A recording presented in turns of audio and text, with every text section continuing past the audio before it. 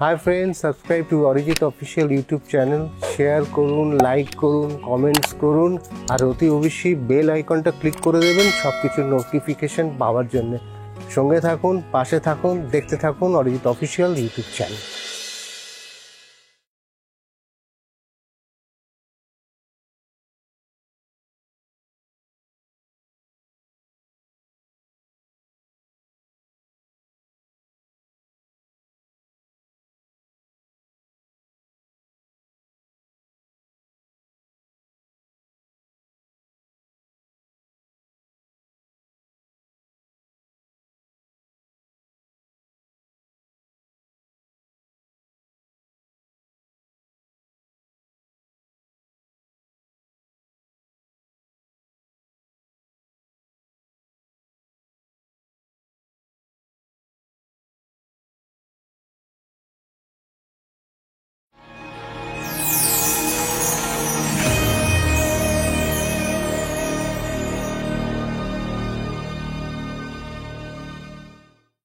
ভারতের প্রথম সম্পূর্ণ দেশীয় এয়ার স্প্রিং নির্মাতা হিসেবে গর্বের সঙ্গে কাজ করছে কলকাতা ভিত্তিক Gibraltar air spring private limited.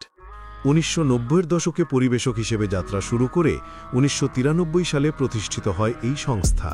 2013 সালে নিজেদের অত্যাধুনিক উৎপাদন কেন্দ্র গড়ে তোলে কলকাতার উপকণ্ঠে। গাড়ি, রেল ও শিল্পক্ষেত্রে ব্যবহৃত উচ্চমানের এয়ার স্প্রিং উৎপাদনে প্রতিষ্ঠানটি আজ ভারতের গর্ব। দেশীয় প্রযুক্তি, নিখুঁত মান নিয়ন্ত্রণ এবং পরিবেশ বান্ধব উৎপাদন ব্যবস্থার সমন্বয়ে জিব্রাল্টার এয়ার স্প্রিং আজ বিশ্বমানের মানদণ্ডে পৌঁছে গেছে। আজকের লেটস টক এপিসোডে এই প্রতিষ্ঠানের অন্যতম কর্ণধার অর্পণ বসুর সঙ্গে চলবে এক মজার এবং তথ্যবহুল আড্ডা।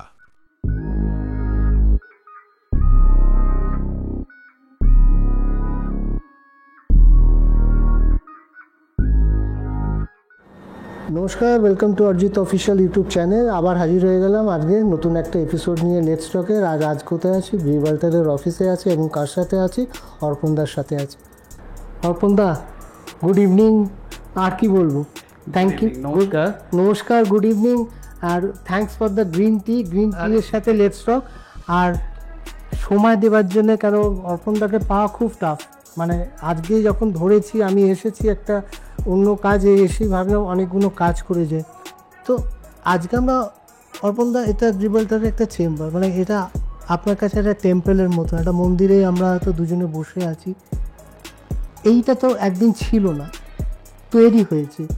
একটু যদি সংক্ষেপে জিব্রাল্টারের স্টার্টিংটা যদি একটু ধরিয়ে দেন মানুষদের।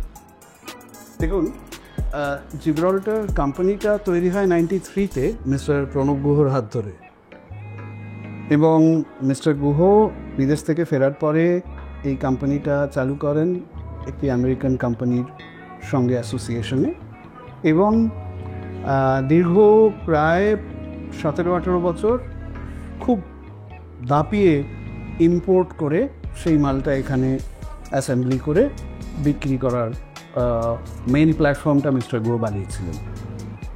পরবর্তীকালে আমি এই বদবুদ্ধিটা দিই যে এটা আমরা এখানে বানাব। তো ইনিশিয়ালি অনেক সমস্যা থাকলেও পরবর্তীকালে আমার সঙ্গে সবসময় আমার আমার এই পুরো এই কর্মসংস্থানের খুব বড়োভাবে হেল্প করেছেন মিস্টার গুহর ছেলে অর্ণব এবং মেয়ে বিদিশা। ওরা আমার সঙ্গে সবসময় ছিল, they stood by me, they supported the fact that we want to make it here. আমরা তিনজনেই উপযুক্তভাবে বিদেশে এই প্রোডাক্টটা বানানো নিয়ে ট্রেন্ড, টেকনিক্যাল ট্রেনিং। তারপরে আমি, অর্ণব, বিদিশা, আমরা তিনজন মিলে এটা বানানোর এই দ্বিতীয় অধ্যায় যেটা জিব্রাল্টারের, সেইটা নিয়ে এগোই। মিস্টার গুহ গাইড হিসেবে আমাদের সঙ্গে ছিলেন, আছেন এবং ভবিষ্যতেও থাকবেন। ফিজিক্যালি তিনি আমাদের মধ্যে প্রেজেন্ট থাকুক না থাকুক তাতে কিছু আসে না, ইনম্যাটেরিয়াল হয়ে যায়। তো সেই জন্যে 2013-এ আমার স্বপ্ন ছিল এই প্রোডাক্টটা এদেশে তৈরি হয় না, এই দেশে এটা বানাবো। এবং আমার সাথে সেম স্বপ্ন আমার বাকি দুজন যারা আমরা পার্টনার একসঙ্গে কাজ করছি ওরাও দেখেছে। সেই কারণেই একসঙ্গে আমরা এটা ভাবতে পেরেছি যে যাই হয়ে যাক, ঘটিবাটি বেচে ঘরদোর বন্ধক দিয়ে এটা করব। আমরা কেউ ব্যবসায়ী ফ্যামিলি থেকে আসিনি। পিওরলি আমার বাবা ক্যালকাটা পোর্টে চাকরি করতেন, তো সেখান থেকে পরবর্তীকালে বাবা রিটায়ার করেছেন ক্যালকাটা পোর্ট থেকে। আমার দূর দূরান্তে কোনো আমার ফ্যামিলি লিনিয়েজে কোথাও ব্যবসা, ম্যানুফ্যাকচারিং ব্যবসা ইত্যাদি এসবের কোনো ব্যাপারই নেই। সেখানে ব্যাংক থেকে লোন করে পাই টু পাই টাকা এনে একটা ছোট্ট করে আমরা ম্যানুফ্যাকচারিং চালু করি 2013-এ। জিব্রাল্টার এয়ারস্প্রিং প্রাইভেট লিমিটেড শুধুই একটি উৎপাদন প্রতিষ্ঠান নয়, এটি ভারতের উদ্ভাবন ও প্রযুক্তির প্রতীক। 2013 সালে কলকাতার উপকণ্ঠে নিজেদের অত্যাধুনিক প্লান্ট চালু করে তারা তৈরি করছে সম্পূর্ণ দেশীয় এয়ারস্প্রিং, যা গাড়ি, রেল ও শিল্পক্ষেত্রে ব্যবহার হয়। আইএসও এবং অন্যান্য আন্তর্জাতিক মানদণ্ডে স্বীকৃত এই পণ্যগুলি বিশ্বমানের নির্ভরযোগ্যতা, শক্তি এবং নিরাপত্তা নিশ্চিত করে। দেশীয় প্রযুক্তি, উদ্ভাবনী বৈশিষ্ট্য এবং পরিবেশবান্ধব উৎপাদন ব্যবস্থার সমন্বয়ে জিব্রাল্টার এয়ারস্প্রিং আজ দেশের গর্ব এবং আন্তর্জাতিক বাজারেও ক্রমে পরিচিত হচ্ছে। তো এই ধরনের আরও কিছু আছে যারা বড় বড় টায়ার কোম্পানি, তারাই এটা মূলত বানায়। এর টেকনোলজিটা অত্যন্ত ক্রিটিক্যাল। তোমরা পারবে না, ব্যাংক বলে লোন দেবো না, এই প্রোডাক্টটি এখানে তৈরি হয় না, তোমাদের লোন দেবো কী করে? আমাদের বাড়ির লোকেরা বলছে পাগলামি করে কি লাভ। সব দিকেই না, সব দিকেই না। এবং এখানেও তখন মিস্টার গুহ ভাবছেন যে আবার এই বয়সে এসে নতুন করে এসব পাগলানি এদের বুঝতে পারছেন না। মিসেস গুহ, বিদিশা, অর্ণব, বিদিশা এরা আমার সঙ্গে সবসময়, আমরা তিনজনে একসঙ্গে। এবং আমরা এই ব্যাপারটা বদ্ধ বলছিলাম যে যাই হোক চেষ্টা করে, কেন পারবো না। এখান থেকে উপার্জন করে রোলস রয়েস গাড়ি চড়া, চার্টার্ড প্লেন চড়া, এর মধ্যে কোনোটাই আমাদের কোনো কালেই উদ্দেশ্য নয়। আমরা অত্যন্ত সাধারণ মধ্যবিত্ত পরিবারের মানুষ, আমরা তাই আছি, আগামী দিনেও তাই থাকব। কোম্পানিটা তৈরির থেকে এর উদ্দেশ্যটা আরেকটু বৃহৎ। Profit generation is not the only objective. Profit generation is definitely an objective, without that a company cannot survive. কিন্তু দ্য বিগার অবজেক্টিভ ওয়াজ আমরা পশ্চিমবঙ্গের বুকে একটা এক্সেপশন ক্রিয়েট করব, এক্সেপশনাল ওয়ার্ক কালচার ক্রিয়েট করব। পশ্চিমবঙ্গে যেটা দুর্লভ ব্যাপার যুগ যুগ ধরে। আমাদের তার আগে ইউএসএ, জার্মানি, স্পেন, চায়না, এত জায়গায় এত এক্সপোজার পেয়েছি কাজ করার, কাজ শেখার। সেখানে ভেবেছিলাম এখানে বাড়ির কাছে পশ্চিমবঙ্গের বুকে, কলকাতায় কসবায় আমার বাড়ি, আমরা এখানে একটা কিছু বানাবো। তাই Howrah being the nearest township for industrial manufacturing, warehousing এইসবের জন্য আমরা এখানে এই জমিটা কিনি 2010-এ। এই আজকে যেটা এর উপরে পুরো স্ট্রাকচার দাঁড়িয়ে যেটা নিজস্ব পুরো ওনার আমাদের পুরো নিজস্ব প্রপার্টি আমরা কিনি 2009-10। সেই সময় সিঙ্গুরে ঝামেলা চলছে, জমি কনভার্সন বন্ধ। সেই সময় দাঁড়িয়ে আমরা জেদ করে, আমি, অর্ণব, বিদিশা, আমরা রোজ বিএলআর অফিসে গিয়ে বসে থাকতাম। একটা বছর রোজ, every day we were at BLR office. Convert করিয়ে দিতে হবে, ধরে করে ব্যবস্থা করে, কোনো এজেন্ট, কোনো থার্ড পার্টি কাউকে ইনভলভ না করে আমরা ডাইরেক্টলি করেছি। কনভার্সন হয়েছে, মিউটেশন হয়েছে, জমি আমাদের নামে হয়েছে, তবে গিয়ে ব্যাংকের লোন বেরিয়েছে। তারপরে আমরা কনস্ট্রাকশন করেছি। শুধু তাই করলে হবে না, এই প্রোডাক্টটা এখানে তৈরি হয় না, ভারতবর্ষে তৈরি হতো না, সে কারণে এর কোনো মেশিন এখানে তৈরি হয় না। বিশ্বে 11টা কোম্পানি বানায় বলে অফ দ্য শেলফ এই মেশিন পাওয়া যায় না, যে চাল পালিশ করার মেশিন। একটা অফবিট জিনিসটা আপনারা একদম ইউনিক জিনিস। সুতরাং প্রোডাক্টের টেকনোলজি নতুন, মানে আমাদের তো তার আগে জানা ছিল। তারপরে যেটা প্রোডাক্ট বানাবো যে সেই মেশিনারি নেই। সো আমরা তো টেকনোলজিক্যালি যাই হোক আমরা আমাদের মতো করে অ্যাপ্লিকেশন ইঞ্জিনিয়ারিংটা শিখেছি। তারপরে আমাদের সঙ্গে যুক্ত হয়েছেন বিভিন্ন রাবার টেকনোলজিস্ট। সো আমাদের একটা সুন্দর রাবার টেকনোলজি টিম তৈরি হয়েছে। আস্তে আস্তে আস্তে আস্তে টিম বড় হয়েছে। এই rubber technology and application engineering আমরা দুজনে একত্রিত হয়ে এয়ার স্প্রিনটা বানাতে পেরেছি। আমরা একত্রিত হয়ে মেশিন আমরা ইন হাউস ডিজাইন করতে পেরেছি, সেটাকে কাস্টমাইজ করানো হয়েছে। এখানে যত মেশিন দেখছেন দাদা সব মেড ইন ইন্ডিয়া। আমাদের ওই যেটা বললাম মেড ইন ইন্ডিয়া, শুধু না মেড ইন কলকাতা, বহু আছে যেগুলো মেড ইন বেঙ্গল একদম। মানে আমার এইটাই আমি একটু ইন্টারভিউ করছি, মানে এইটা অর্পণদার সাথে আমার বহু দিনের একটা বছরের সম্পর্ক। আমার কিছু জিনিস শেখার আছে এবং আমি শিখিয়েছি ওনার কাছ থেকে, বা ওনার যেই সাকসেসের বোধহয় একটা গোপন রহস্য, সেটা উনি খুব অর্গানাইজড। মানে ফার্স্ট যে অর্পণদাকে যতক্ষণ না ওনার পুরো স্ট্রাকচার আর অর্পণদার সেকেন্ড স্টেপটা নেয় না, আমি দেখেছি কাজ করতে গিয়ে ফিল করেছি। এবং দ্বিতীয় হচ্ছে কলকাতায় বসে একটি বাঙালি পরিবারের একটি বাঙালি ছেলে স্বপ্ন দেখেছিল, আবার সেই হয় বাঙালিরা স্বপ্নই দেখে, স্বপ্ন সাকসেস করা যায় না, হয় না।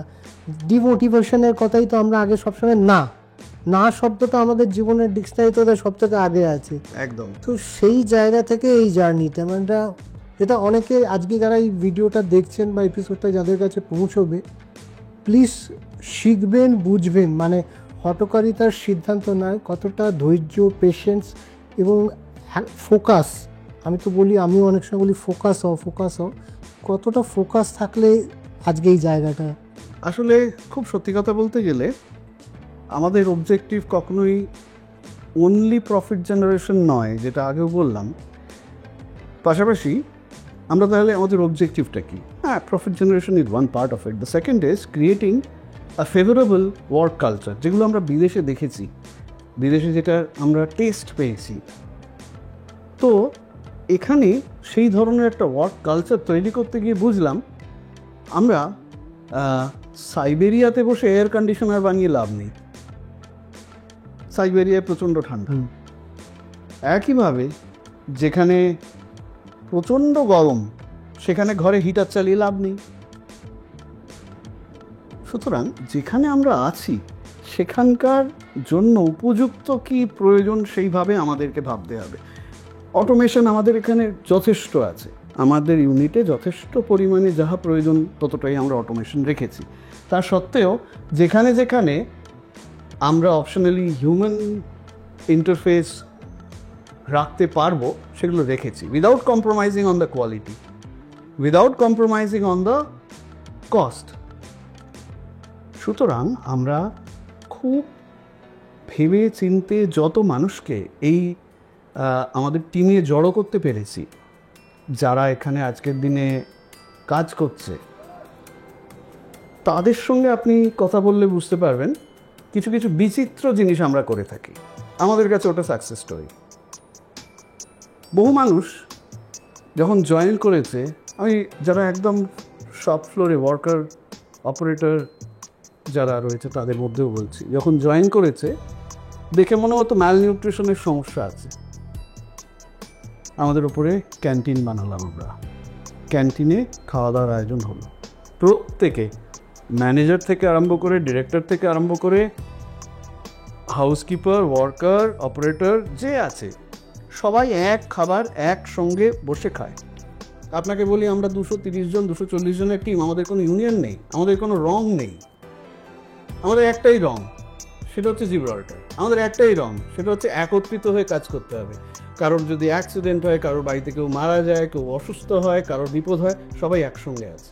তোমার একটা সিস্টেমকে আপনার তৈরি, একটা দুনিয়া, একদম একটা দুনিয়া। একদম। তার মানে ওপেন এটা একটা এক্সাম্পল, মানে আপনি যে দুনিয়াটা আজকে তৈরি করেছেন, এই দুনিয়াটা তো সেই মানসিকতা, সেই আদর্শ, সেই আউটলুক যারা অ্যাডাপ্ট করতে পারবে তারাও তৈরি করতে পারবে। অবশ্যই, অবশ্যই। এবং জানেন তো, বিটুইন আমি অর্ণব, বিদিশা,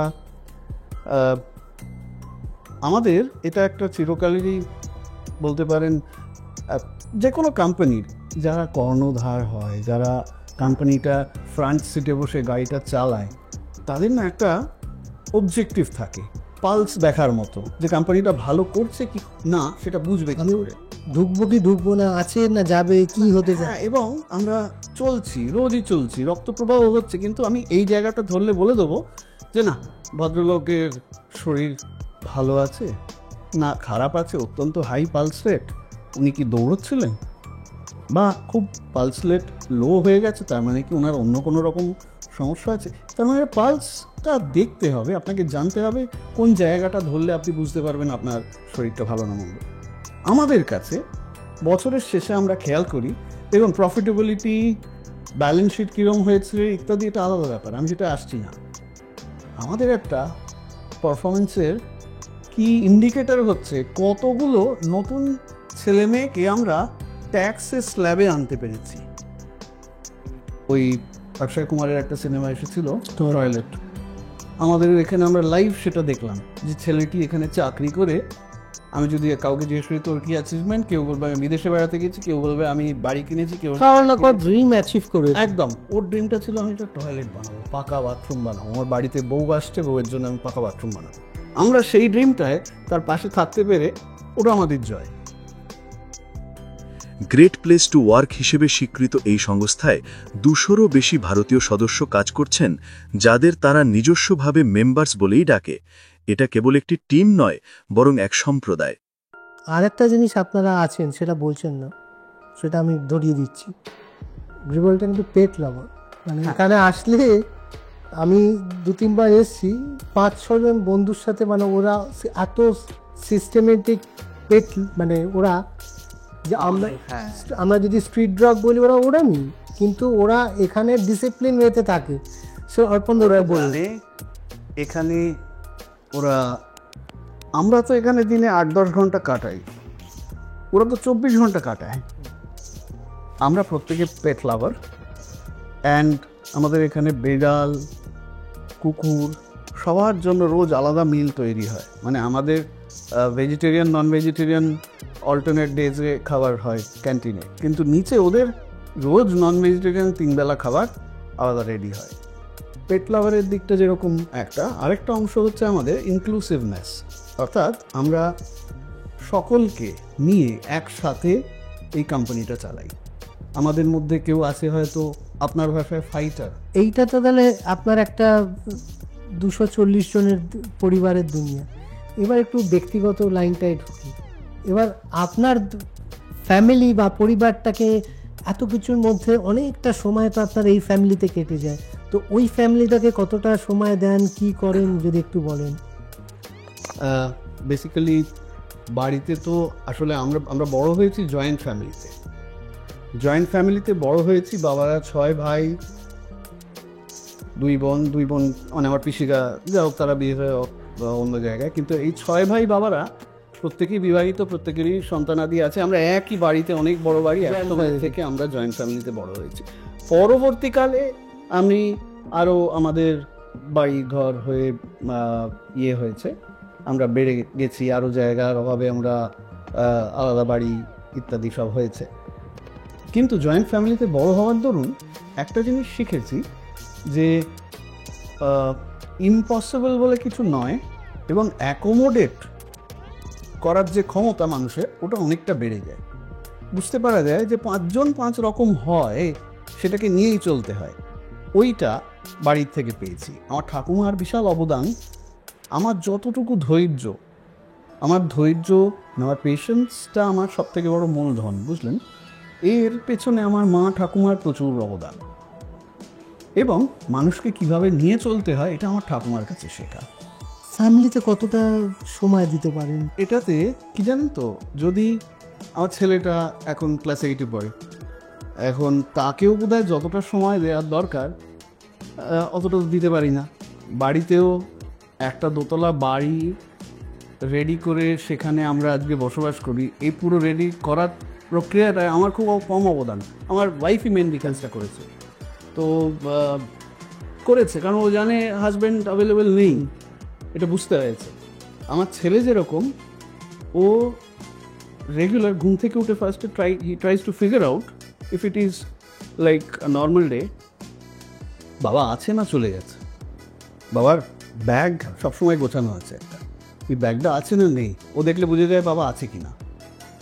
আমি বাড়িতে খুব কম সময় দিই, কারণ এটা আপনি জানেন শহর থেকে প্রায় অনেকটা ডিস্টেন্সে আমরা আছি। কসবা থেকে এখানে আটটা, এবং এখন এই সাঁতরাগাছির ব্রিজ কনস্ট্রাকশন ইত্যাদি নিয়ে প্রচণ্ড ট্রাফিক খারাপ, বাড়িতে সময় দেয়া যায় না। কিন্তু আমি একটু গান বাজনা করতে ভালোবাসি, আমার ছেলেও একটু ভালোবাসে, তো ওই মাঝে সাথে আমরা একসঙ্গে নিজেদের ইন্টারেস্ট শেয়ার করতে পারি, এটা একটা জায়গা।